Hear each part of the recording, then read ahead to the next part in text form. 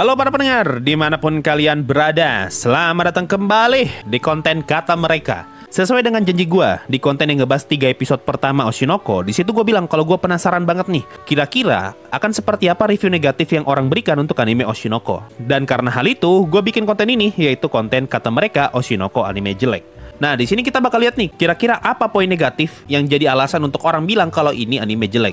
Padahal ratingnya tinggi banget nih, 8,89. Artinya cuma sedikit orang yang ngasih review jelek ini buat anime Oshinoko. Nah, kalau misalnya ada, kira-kira dia ngomong apa? Dan di mana masalahnya? Kalian penasaran? Ya, gue juga penasaran. Ya, langsung aja kita cek ya reviewnya. Waduh, not recommended, Pak. Kita baru nge-scroll sebentar nih, sudah langsung not recommended 1. Oke, kita udah ketemu 1 not recommended. 2 net recommended, oke. 3, waduh, not recommended 3, langsung 3 di pack pertama. Coba bandingkan sama Kaminaki. Terakhir gue cek Kaminaki soalnya. Anime busuk nih Kaminaki nih, ratingnya cuma 6. Pack pertamanya tuh semua recommended. Semoga masih recommended ya. Kita bandingkan sama saudaranya nih. Recommended.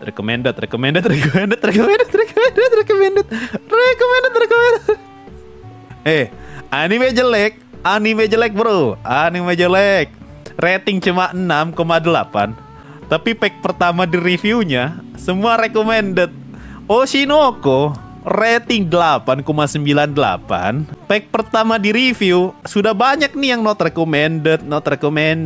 Waduh, bagaimana ini? Gue melihat sebuah keanehan di sini. Dunia sedang terbalik. Itulah, makanya gue bilang Oshinoko tuh anime jelek yang bagus. Oshinoko, Kaminaki. Sorry, saudara soalnya.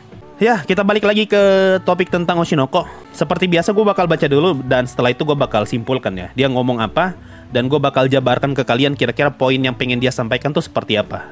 Widih, rating 2 anjay. Dikasih 2 loh, gue jadi penasaran. Bentar ya, gue baca dulu.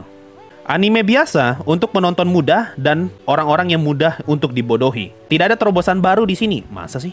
Episode terakhirnya itu bisa dibilang terobosan loh untuk sebuah anime konser ya. Nah, dia ngomongin soal hype-nya nih. Intinya, kalimat ini dia pengen ngomong kalau hype dari Oshinoko itu semua adalah sesimpel hasil dari big marketing dari sebuah industri besar atau perusahaan lah. Jadi dia pengen ngomong nih kalau hype Oshinoko awal-awal yang episode 1 semuanya bisa besar banget karena efek dari marketing. Dan dia merasa kalau dia bukanlah salah satu dari target audiens anime ini. Nah, dia ngomong nih kalau apa yang dikatakan di sini adalah pendapat yang subjektif. Aduh, gue nggak paham, Pak. Ini bahasa ribet ini, bro. Bentar ya, gue coba memahami dulu ya. Aduh, ini bahasa berat, Pak. Gue nggak bisa memahami bahasa ini ya. Gue terlalu tolol. Gue coba baca artinya aja. Silakan kalian pahami sendiri lah. Gue gagal memahami soalnya. Ini menyajikan setiap nilai kontemporer yang ambigu tanpa menunjukkan semangat yang jauh lebih kritis daripada siswa sekolah menengah, ketenaran, kedangkalan, kesuksesan, dan lain-lain. Membenarkan kepengecutan dengan cerita latar yang penuh air mata, menyamarkan perilaku narsistik dan korup menjadi keinginan filantropis, dan mencoba untuk membangun kembali kepercayaan antara industri dan konsumen pada beberapa kesempatan untuk melunakkan untuk berjaga-jaga kesadaran yang tiba-tiba muncul di benak pemirsa. Inilah yang terjadi ketika guru bahasa Inggris bikin review, tidak paham kita, Pak. Bahkan sudah di Indonesia kan pun tidak ngerti loh. Ya udahlah, kita skip aja ya. Anggap aja gua tolol. Untuk bagian cerita, menurutnya cerita Oshinoko adalah cerita yang biasa untuk anak remaja, anak emo, dan juga idol dengan tema slice of life tapi dengan beberapa plot twist yang tidak penting. Plot twist di Oshinoko ada berapa ya? Kayaknya cuma 1 deh di episode 1 kan yang Ai mati. Atau ada plot twist lainnya? Gue nggak ingat ada plot twist lain kah? Ada plot twist lain nggak di animenya? Kayaknya cuma 1 plot twist deh. Aqua Pieyon, itu mah bukan plot twist. Oh, dokter mati bisa plot twist lah itu masuk ya. Reinkarnasi bisa masuk plot twist. Gak ada yang nyangka kalau itu bakal jadi anime reinkarnasi ya. Oke lah. Jadi menurut beliau nih, cerita Oshinoko tuh adalah cerita biasa untuk sebuah remaja, untuk anak emo, dan juga idol yang membawa tema slice of life. Oke. Nah, kalau untuk musik, menurut dia dari segi musik di Oshinoko itu adalah musik pop yang terlalu hambar. Bahkan musiknya tidak mencoba untuk terdengar original. Ini adalah hal yang lucu. Atau mungkin saja anime ini mencoba ngasih tahu kita nih seberapa jelek industri J-pop. Ini orang ngomong apa? Kok dia bisa ngambil kesimpulan gitu ya? Dia bisa sampai di kesimpulan kalau Oshinoko mungkin saja mau ngasih tahu orang nih seberapa jelek industri J-pop atau musik-musik J-pop. Kok bisa gitu?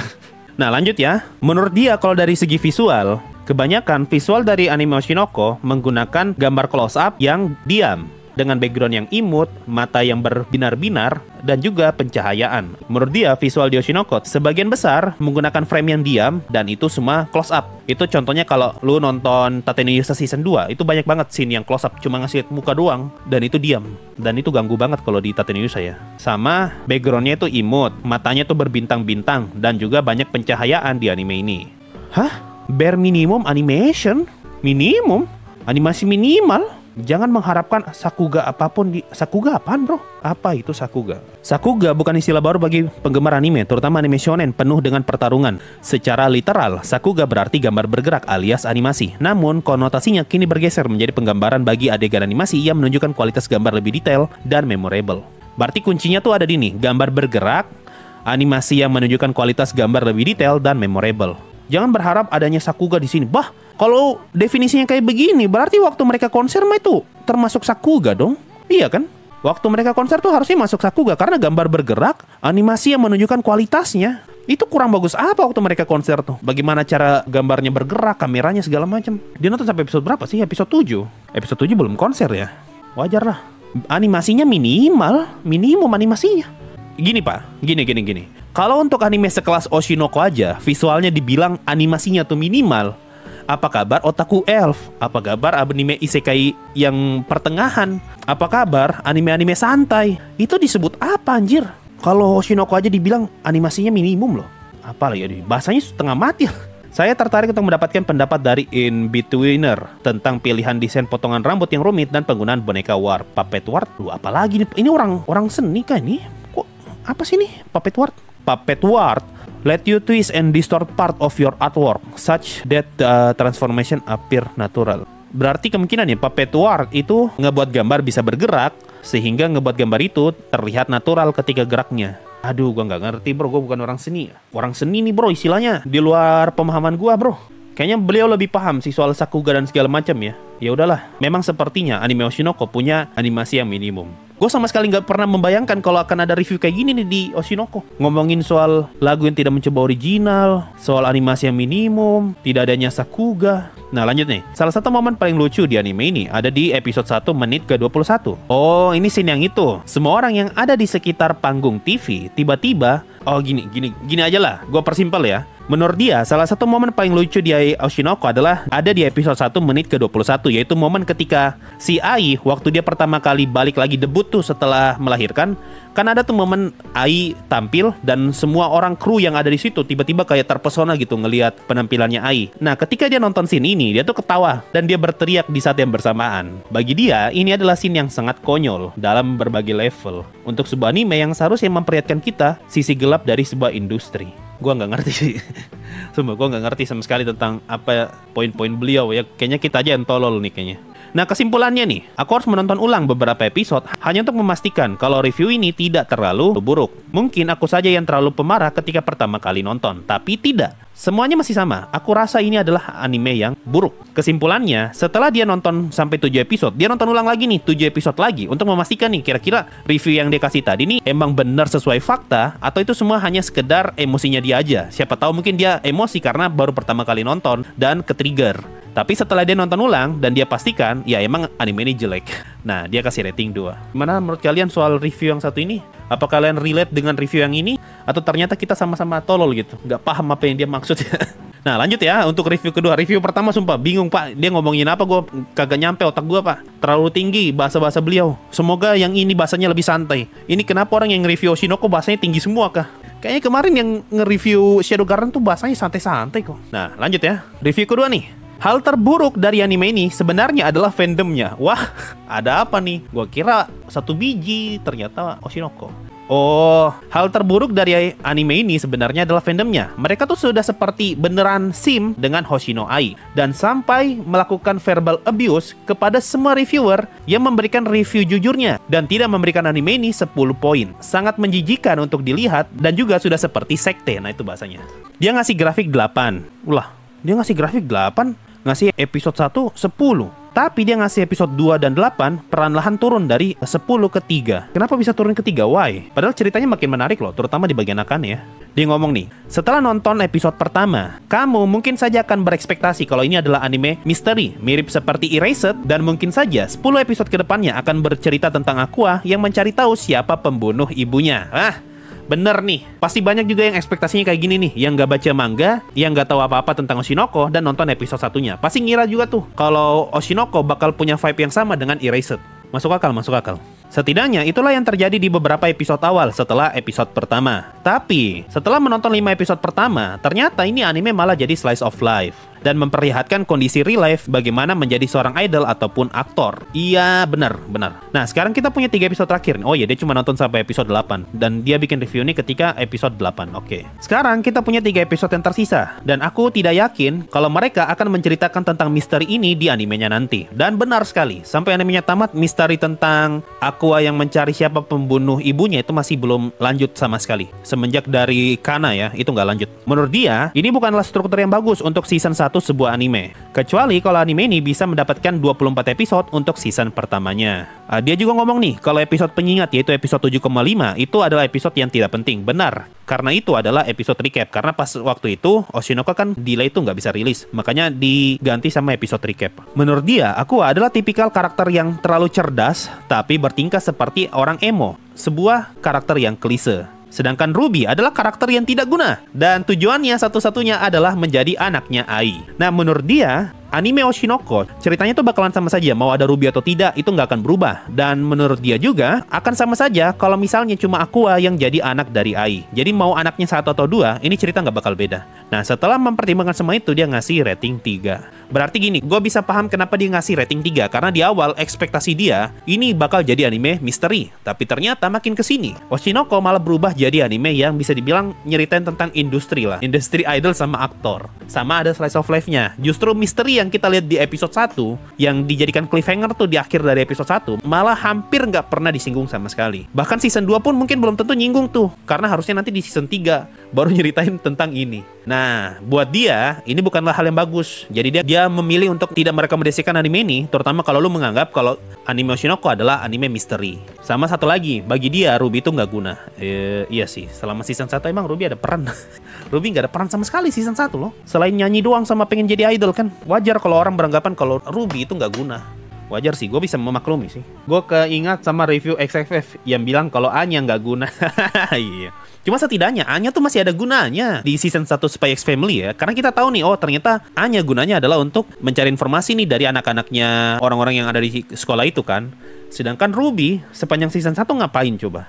Dia tuh baru kelihatan berguna setelah masuk episode terakhir tuh 10-11 lah. Di situ kan kita baru lihat tuh perannya Ruby. Oh ternyata Ruby itu adalah sosok yang bisa jadi leader nih bagi mereka di grup idol itu. Meskipun senternya Kana, tapi yang mengangkat semua orang, yang ngangkat motivasi dan segala macam, yaitu Ruby. Gimana pendapat kalian soal review yang satu ini nih? Soal ekspektasi di episode 1 ya. Jadi ekspektasi di episode 1 itu ternyata ngebuat episode 2 ke belakang jadi jelek. Karena dia merasa kalau ternyata dia sudah ketipu nih. Gua kira ini anime misteri, ternyata bukan. Nah ini enak nih, bahasa-bahasa yang dipakai kan. Tidak kayak review pertama tadi, sumpah bingung gua. Dia ngomong apa? Gak ngerti gue dia ngomong apa. Ini enak nih, kita paham. Tidak perlu pakai Google Translate pun paham. Tadi tuh udah pakai Google Translate masih nggak paham anjir dia ngomong apa. Wajar bang, ekspektasi beda sangat berpengaruh, benar sekali. Sama kasusnya kayak gue waktu nonton Shadow Garden lah. Gue ekspektasi kalau ini anime lucu, ternyata ya kagak. Nah lanjut, review ketiga. Dia nonton sampai 7 episode nih. Lagi-lagi not recommended. Waduh, ini paling parah pak reviewnya. Dia ngasih rating 1 doang loh. Lebih parah daripada yang tadi tuh review nomor 1 yang nggak jelas ngomong apa. Coba ya gue baca ya. Anime ini menghadirkan beberapa tantangan yang perlu diatasi. Aduh, gue nggak ngerti ini kalimat pertama artinya apa ya. Di bahasa Indonesiakannya gimana gitu. Kita skip aja kalimat pertama ya, gue kurang paham. Kita lanjut ke kalimat kedua ya. Oke, jadi gini, paragraf pertama ini dia pengen ngomong nih, kalau episode 1 dari anime Oshinoko itu adalah episode yang berhasil menarik perhatian banyak penonton dengan storytelling yang sangat kuat. Akan tetapi, semakin berjalannya anime Oshinoko, lama-kelamaan anime ini kehilangan daya tariknya. Mirip nih kayak review sebelumnya ya. Nah, menurut dia, salah satu hal yang jadi masalah paling besar dari Oshinoko adalah tentang bagaimana episode ini mengambil inspirasi dari kejadian nyata. Yang mana hal ini bisa membawa masalah. Gua nggak tahu masalah apa yang dia maksud ya. Nah, dia juga kurang suka nih sama bagaimana karakternya Aqua dibentuk. Bagi dia, karakternya Aqua itu sangatlah mengecewakan. Di pandangannya dia, Aqua tuh pengen dibikin seperti karakter Like Yagami dari anime Death Note. Tapi masalahnya, cara Aqua memahami situasi dan alasan Aqua bertindak itu betul-betul kayak kurang gitu, sama tidak masuk akal. Sehingga ngebuat dia sulit untuk bisa menikmati anime Oshinoko. Dengan kata lain, dia kurang suka nih sama karakternya Aqua. Oh, dia ngomong nih, dia ngasih disclaimer loh. Kalau dia tuh sudah bekerja di industri media dan juga industri hiburan di Tokyo selama 6 tahun terakhir. Dan dia juga sudah melihat sendiri nih, bagaimana sisi gelap dan juga korporat bertindak dalam industri ini. Dia pengen ngomong gini nih, sayangnya, bagaimana cara anime ini memperlihatkan sisi realistisnya? Anime Oshinoko itu ternyata kurang dari segi realistis. Apalagi anime ini bisa dibilang menggunakan interpretasi yang dangkal dalam hal idol, media, acting, dan juga influencer yang sepertinya diambil dari 4chan ataupun 2chan. Oh, jadi dia pengen ngomong kalau ternyata apa yang kita anggap realistis dari anime Oshinoko itu ternyata kurang realistis malah. Itu malah seperti ngasih lihat stereotip dangkal doang, padahal ada yang lebih dalam lagi dari itu. Cuma sayangnya itu nggak digali sama anime Oshinoko. Malah yang cuma di permukaan-permukaan doang yang digali gitu. Tadi kan dia ngomongin soal inspirasi yang diambil dari dunia nyata yang bisa menyebabkan masalah. Nah, dia singgung nih soal insiden Terrace House. Nah, menurut dia, karena anime ini mengambil inspirasi dari kejadian yang sudah ada nih, yaitu Terrace House Incident. Oh, gue persimpel bahasanya ya. Tadi kan dia ngomong nih soal masalah anime ini mengambil inspirasi dari kejadian nyata dan ini bisa jadi masalah. Nah, dia ngomongin soal insiden Terrace House. Dan menurut dia, plot yang digunakan Oshinoko yang terinspirasi dari insiden tadi itu adalah sesuatu yang membuat anime ini jadi tidak terasa original. Nah, yang dia lebih permasalahkan lagi adalah cara Aqua yang mengeksploitasi bagaimana traumanya Akane. Ya, kita tahu sendiri kan di animenya, tapi sabar, emang itu hitungannya eksploitasi ya? Oh, gini, gue paham. Nah, menurut dia, ketika Aqua menyelamatkan Akane, yang sudah bisa dibilang stres banget lah di episode berapa tuh? Episode 7 ya? Nah, setelah diselamatkan, mungkin ketika diselamatkan, memang tulus tuh pengen diselamatin. Tapi setelah diselamatkan, kita kan tahu tuh kalau Aqua pengen gunakan kemampuannya Akane untuk membantu dia tuh mencari bapaknya siapa. Setelah Akane berhasil mendebak kalau ternyata Ai sudah punya anak. Nah, di situ bagian eksploitasinya. Nah, ketika dia lihat bagian itu, dia jadi malas lanjut nonton. Karena dia nggak suka tuh karakter kayak gitu. Karakter perempuan baik, polos, dan punya trauma yang hampir saja untuk mengakhiri hidupnya, tapi malah dieksploitasi sama CMC. Nah, gara-gara itu, semenjak episode 7, dia jadi berhenti untuk ngikutin anime Oshinoko. Nah, jadi masalahnya ini sebenarnya di Aqua nih. Di awal kan dia ngomong kalau dia nggak suka karakternya Aqua. Selanjutnya dia ngomong lagi kalau dia nggak suka bagaimana cara Aqua mengeksploitasi Akane. Ya, samalah kayak waktu di content reaction, kan gue bilang tuh kasihan tuh Akane. Ya, kurang lebih kayak gitu. Nah, mungkin dia nggak suka tuh lihat kayak gitu. Aduh, dia bukan cuma berhenti di kasihan, dia malah jadi kesel gitu lihat Aqua. Aduh, malas gue lanjut gara-gara Aqua nih. Kurang ajar Aqua. Nah, masalahnya karakternya Akane itu terinspirasi dari sosok yang ada di dunia nyata, yaitu yang itu tuh, yang di insiden Terrace House. Nah, itu dia nggak suka tuh, sudah karakternya diambil dari kejadian nyata, karakter itu malah dimanipulasi. Nah, selebihnya, sang penulis sudah memberikan respon di Twitter mengenai permasalahan ini. Oh, dia ngasih disclaimer nih. Sebagai seseorang yang familiar dengan atau punya teman yang berada di industri media yang secara tragis telah mengakhiri hidupnya, bagi dia, episode ini setidaknya adalah episode yang sangat tidak hormat. Atau episode yang merendahkan lah, tidak sopan lah. Sehingga hal ini ngebuat dia berharap semoga Oshinoko itu di-cancel atau bahkan tidak dilanjutkan sama sekali. Oh, jadi nih, gue paham nih. Jadi karena dia relate banget nih sama kejadian seperti ini, jadi dia tuh nggak suka ketika ada karakter yang kayak Akane yang pengen mengakhiri hidupnya, malah dieksploitasi, malah dimanipulasi sama karakter lain. Dan ini bener-bener relate buat dia. Makanya dia betul-betul benci tuh. Aduh, gue nggak suka nih. Ini sangat bisa dipahami sih kenapa orang nggak suka ya. Kenapa dia bisa nggak suka sama anime Oshinoko. Apalagi Aquanya. Karena masalahnya sebenarnya kan di Aquanya kan. Lagi-lagi Aquanya yang dipermasalahkan. Dari awal kan udah dikasih tahu dia emang nggak suka sama karakter Aqua. Dan itu semakin diperparah gara-gara Aqua malah mengeksploitasi Akane.